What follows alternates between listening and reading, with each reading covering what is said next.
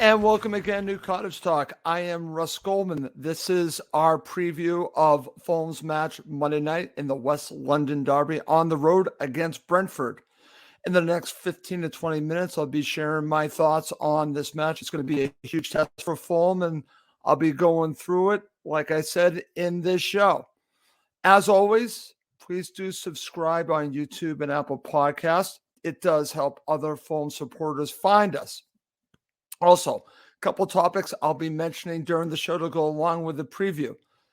First of all, if you could choose, Fulham have already beaten Chelsea, but if you're watching live, feel free to share your thoughts. Would you rather Fulham beat Brentford or Chelsea? Which one would you prefer? Which one would mean more to you? I'm just curious your view on that. I'll be sharing my thoughts at the end of the show. On top of it, another bonus topic. I have two of them. This is going to be an interesting one. So I'm looking at it from a Fulham perspective. If Ivan Toney was a Fulham player, should the club play him while under investigation for charges of sport betting? I'll be sharing my views on that at the end of the show. I'm just curious how the Fulham supporters feel about this. Let's say he's Mitro. Let's say he's Pereira. Let's even say he's Marco Silva under investigation. Should the club play him, or should they actually not play him or not allow the manager to coach while under investigation? You could still pay him, just not make him part of the club while under investigation. This is just an interesting subject I wanted just to tackle. I do want to say that I do want Ivan Toney to play. He will play against Fulham because I want Fulham to play against the best players. I'm not one that wants Fulham to play against a weaker side. So I do want Ivan Toney to play. I expect him to play. It's not about that. It's what do you think you would do if it was a Fulham player? What do you think the club should do? So I'm just going to share that in just a bit. So let's get going, and let's start with the preview as I talk a little bit about Marco's presser. We do have a little bit of an update, and it's on Tom Kearney, and this actually came from Peter Rutzler. He tweeted out that it looks like Tom Kearney is probably a week or two out from the ankle injury to rejoining, I believe, I'm paraphrasing, the group in training. So it sounds like he's still a little ways away, but you know what? That's a good sign. So Fulham desperately need, I think, Tom Kearney back. I think they miss Tom Kearney. So hopefully sooner than later, we're going to get Tom Kearney back. I'm thinking hopefully the end of the month, we shall see. But I think Fulham are missing Tom Kearney. Having that option in central midfield, the change up that Tom Kearney, the calmness that Tom Kearney offers you. So I'm hoping that we see Tom Kearney back sooner than later. We'll see how that all works out. Okay. So let's now talk about Brentford. And I just want to start off by saying I have a lot of respect for Brentford. Like him or hate him, obviously there's a huge rivalry here, but I have a huge amount of respect for Brentford, for what they've accomplished, for what they built, for what ownership has built there. They have actually really built something quite special, and they deserve so much credit for that. Their season, again, they took what they did last season and they built on it. They have a really good manager and some really good quality players that play for the manager. And they are on an 11-game unbeaten streak. And I remember watching them play against Manchester United, extremely impressive. And obviously when they played against Fulham at Craven Cottage, this is a team that deserves to be where they are, just like Fulham do. Brentford deserve absolutely where they are. They've earned it. They've absolutely earned it. And this will be a very difficult match for Fulham, a West London derby. And as you can imagine, everything will be on high alert. Everything will be, emotions will be high in this match. There's no question about it. For both teams, for both sets of supporters, it's going to be a very difficult match, I think, for both clubs, not just Fulham. I think it's also going to be difficult on Brentford with their emotions. I think a lot will be determined by which club handles their emotions the best, because I think it's going to be an emotional one. Can Fulham withstand an early storm? That will be a question that we'll have to watch and see, and also overcome the loss of João Palhinha. Can Fulham do that? Can they win without João Palhinha? I hope so. but it's going to be an uphill struggle. I'm just going to say that. We shall see if they can overcome that.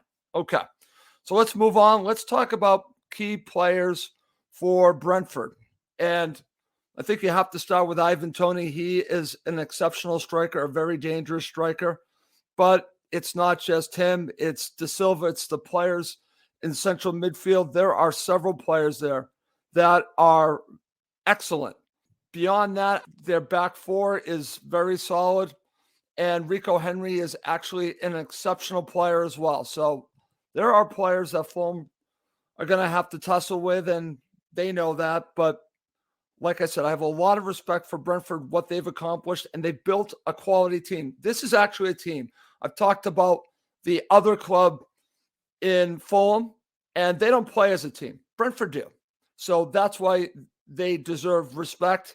They've earned what they have accomplished this season and will continue to accomplish. And they're going to continue to be in the Premier League with Fulham, and we're going to have this rivalry, I hope, for years to come.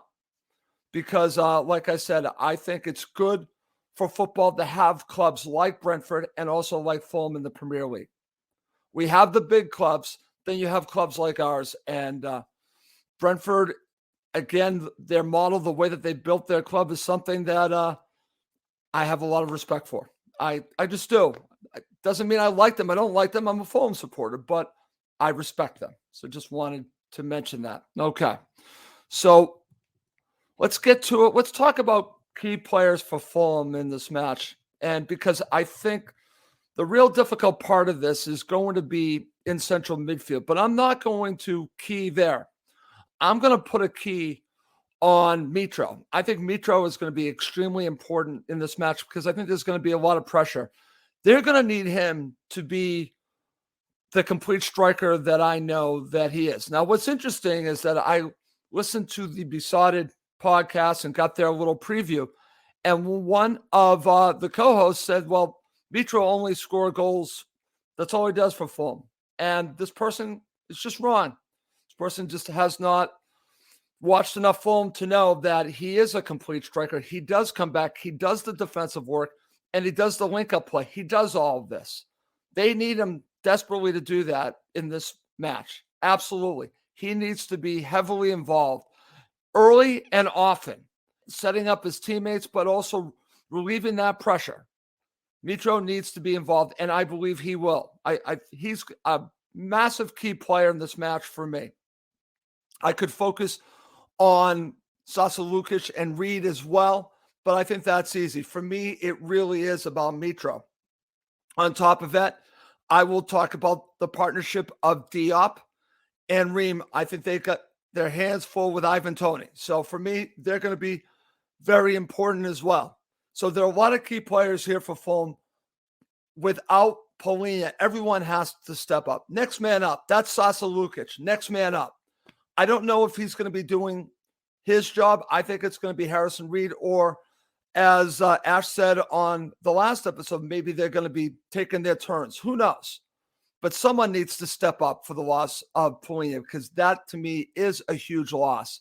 Lukic is going to be playing a role, and I think he could step up. He needs to. They need him to. So just wanted to mention that. Okay. So that's going to lead to go into my starting 11 for this match. So here I go with a starting 11. So this is what I would go with. I'm going to go with Leno, Tete Robinson, Diop, and Reem. Then I'm going to go in the middle of the pitch. I'm going to go with Reed playing the Paulinho role, Lukic playing the Reed role, and Pereira.